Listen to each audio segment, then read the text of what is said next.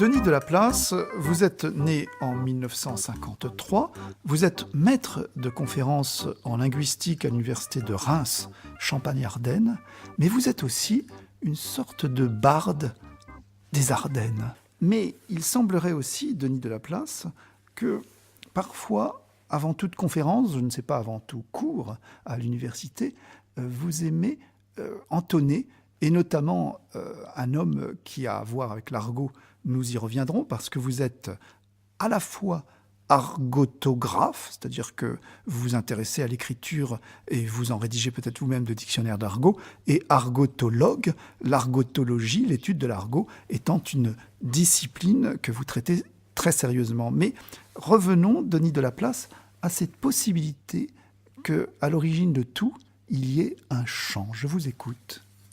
Et dans vos études, Denis Delaplace, vous avez commencé par enseigner les lettres en collège.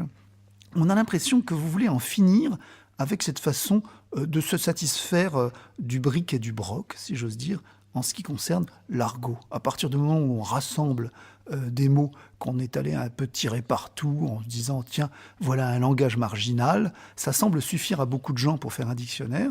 Et vous ne renoncez pas à établir des typologies, à classer les choses, mais partons de votre travail, Denis Delaplace, vous avez commencé à étudier, dans une thèse soutenue à Lille, vous avez commencé par étudier le langage même de vos élèves, et vous l'avez pris à partir de l'apocope. Vous pourriez nous rappeler cette espèce de ptose, comme disent les cuistres, de chute des syllabes finales dans les mots? Voilà, oui, c'est un phénomène très intéressant en français et quand même assez important.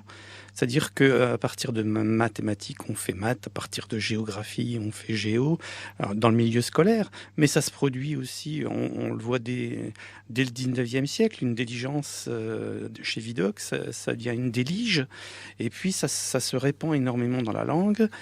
Alors, ce qui est intéressant, c'est que ça la rend plus expressive. Ce sont des mots que les gens peuvent s'approprier, peuvent utiliser pour marquer quelque chose d'eux-mêmes dans leur discours.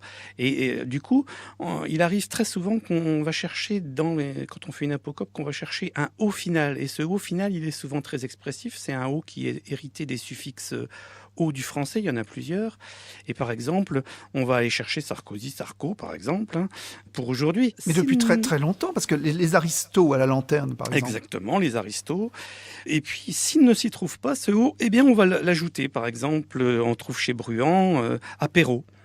Donc, on a coupé apéritif et on a rajouté un O, parce que celui-là qui permet de rendre quelque chose de plus convivial, de mettre de soi-même dans le mot.